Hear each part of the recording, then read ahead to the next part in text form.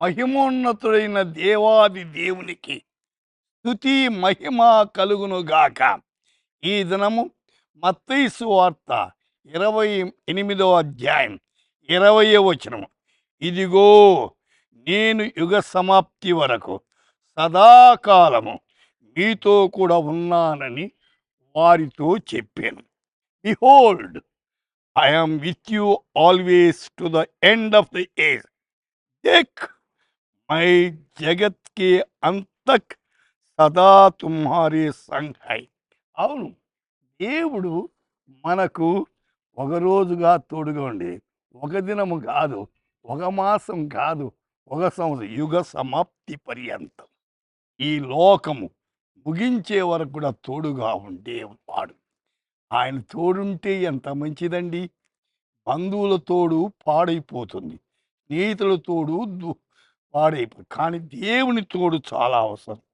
ఆది కాండములు 6వ అధ్యాయం 3వ వచనములు, నా ఆత్మ నరులతో ఎల్లప్పుడూ వాదించదు.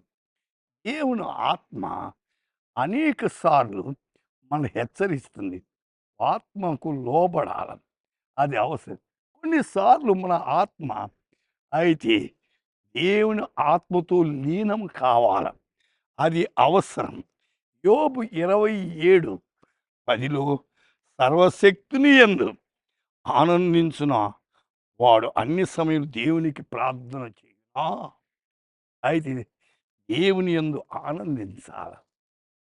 అయితే కష్టాల మధ్య యోబు అనేక సమయాలు సంపన్న స్థితిలో ఉన్నప్పుడు దేవుని స్తుతించాడు, సంపద పోయినప్పుడు స్తుతించాడు, ఆరోగ్యం ఉన్నప్పుడు స్తుతించాడు, ఆరోగ్యము కోల్పోయినప్పుడు స్తుతించాడు, పిల్లలున్నప్పుడు స్తుతించాడు, పిల్లలు కోల్పోయినప్పుడు స్తుతించాడు.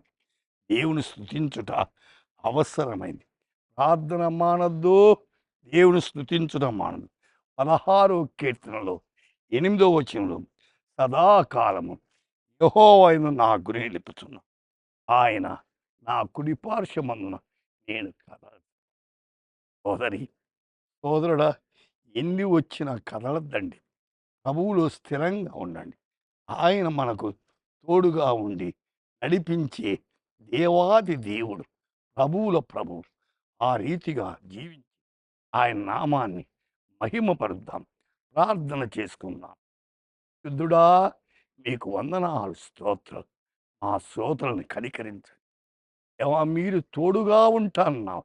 ఈ దినమంతా వారు తలపెట్టిన కార్యాల్లో మీరు తోడుగా, బలహీనలు బలపరచండి.